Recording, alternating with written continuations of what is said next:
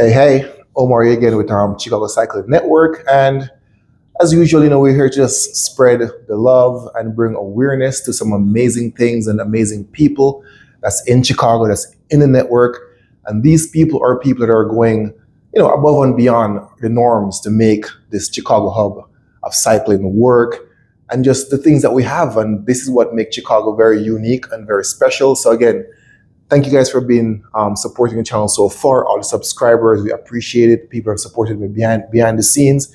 It's so great, and the people have helped me to connect with people that I never thought I would connect to. Because I'm here with Alex, and I met Alex, a couple of months ago, and I came to do for the get together for the Chicago Marathon bike marshal people, and then we came here for a little get together, and I met Alex, and he was so passionate about what he's talking about, and I said, I have to get involved with you. I'm going to come back. And here I am. I'm at the Shram headquarters, guys, in Fulton Market downtown. This is amazing. Mom, I've made it. Here I am.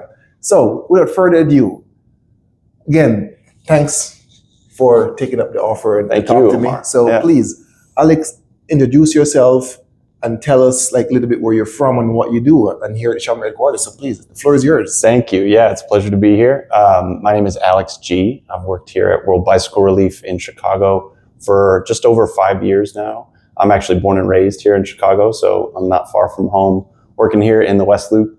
I've worked in a variety of different roles for World Bicycle Relief, kind of growing with my time at the organization, and now kind of squarely focused on community engagement, corporate engagement, trying to get more people around us here in Chicago interested in World Bicycle Relief, excited about the Buffalo Bicycle, and excited about cycling and making an impact in other people's lives in general. So yeah, that's what brought us here. Yeah, that's great. And Alex will tell you more about the bike in a little bit. But man, this bike right here is a workhorse. And I mean a workhorse. When I came here the first time, I got to ride around the Shram headquarters in their loop, and that was so cool. And the bike is just really amazing. So if you give this to somebody, it's gonna make a big difference. And Alex is gonna get into all the details, and don't hold back. Tell us. We need people I'd love to give a bike. Do whatever you can do. So please, Alex. It'd be a mistake to spend too much time talking before we get into the Buffalo Bicycle, which you'll see behind me. This is actually the newest edition of the Buffalo Bicycle that was just launched. It has a multi-speed drivetrain for the first time. You'll notice if you take a closer look that it has two drivetrains, two chains running simultaneously. We're really excited about this innovation and what it's going to do, what it's going to mean for the people riding the bicycles in the communities where we work. World Bicycle Relief has programs in 7 countries right now.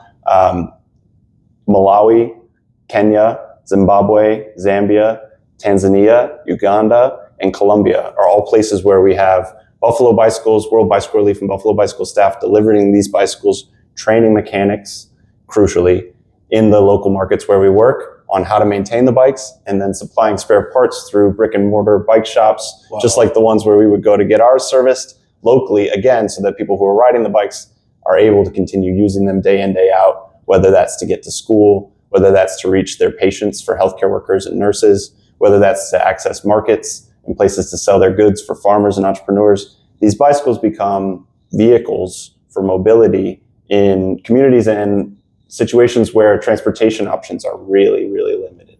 So it was something new for me coming out of an environment like Chicago where I had so many transportation options at my disposal, right? Like I need to get from point A to point B. You jump on the metro. Yeah, jump on the train. I can take a scooter. I can ride my own bike. I can get a ride with someone. Then the ride share wave came along, and there were all these other options that were available to everybody.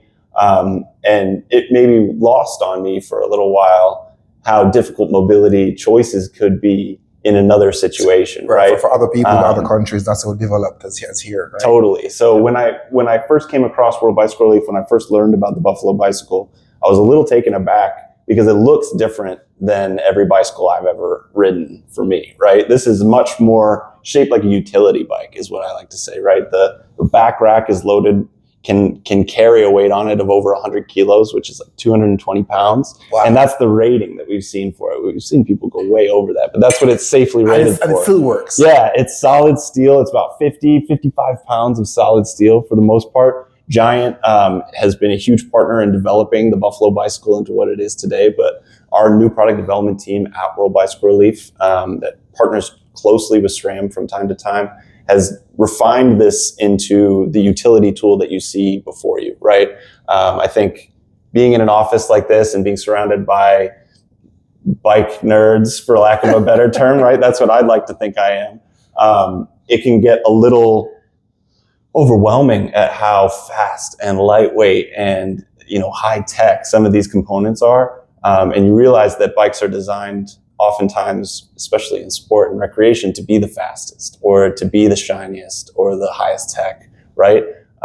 This bike is fast. This bike is high tech, but it's different in a lot of ways, right? And the success of this bike is not determined by how fast can we make it or how shiny high tech can we make it. It's how usable can this tool be? How lifelong and sustainable, how reliable can we make this tool? So we're really proud of this bicycle as kind of the logo, the symbol of what Buffalo Bicycles stands for. But the program is so much more than that. I touched on this a little bit earlier, right? Before we touch into that, because I remember the last time when I came here, and you mentioned basically that you can pick maybe a little tool and put the bike together because it's so easy to put together. So you can touch on that. I think absolutely very, amazing. That's a perfect segue. Yeah. So the bike and the distribution of Buffalo Bicycles would be really different. Let's just say it would look really different if there weren't mechanics around the bicycles where they're going to fix them when something inevitably breaks. We stand by the fact that this is one of the sturdiest bikes you'll ever see, right? And it will hold up for a really long time. But as anybody who rides a bike knows, someday you're going to need a new tube or a new tire or a new pedal or something. And having people around you to fix the bike is really crucial. This bike can be maintained with one wrench and a screwdriver. The screwdriver is really just for the fenders. So honestly, I've gotten away building these with just a wrench before. Yeah, and we need torque wrench. We need this, that adjuster, all these different things for chain. Yep. One tool. Now, that's not all that our mechanics are usually equipped with, but if they needed to, they could fix this bike, they could maintain or field service this bike with one kind of multi-fit wrench tool that we pass out along with the bicycle and our which is again that's amazing. That makes this bike, the utility of this bike, even more amazing, and why we should support and keep on give some spotlight to what Alex is doing on the bike. So if somebody want to donate or get involved with this, how can they donate a bike, or as you mentioned, if you give it to people that are not so fortunate, how can they reach out? Great question. Yeah. So there are a lot of ways to get involved with World Bicycle Relief. The quickest, the fastest, the easiest way to get into touch with us and to find out more about what we're doing is to check out our website, worldbicyclerelief.org. If you are on social media, check out our channels there. We're on Instagram, we're on Facebook. We really encourage you to follow along with us and sign up for our emails so that you're aware of our newest countries, of our newest program developments, of our new product innovations. If you want to support World Bicycle Relief by donating, you can do so online through our website, or there's a variety of other ways to get involved as a fundraiser, as a longtime supporter. If you want to become a corporate sponsor, we have all of these opportunities available. I really encourage anybody who wants to find out more or develop more of a conversation to reach out to me directly.